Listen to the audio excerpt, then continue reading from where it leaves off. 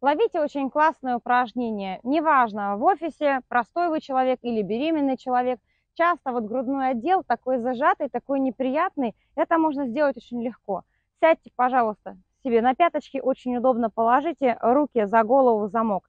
Сделайте на выдох сжимающее движение, направляя локти, соответственно, вниз. Если вы беременный человек, вы просто ограничите амплитуду. Если вы не беременный, вы ее продлите.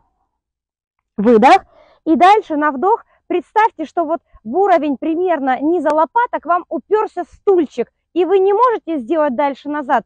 И вы об этот стульчик начинаете раскрываться. Вдох. И, соответственно, продолжаете. Выдох.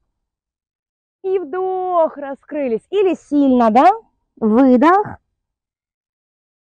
И вдох. Сделайте, пожалуйста, 10 раз, и вы почувствуете, как у вас раскрылся грудной отдел.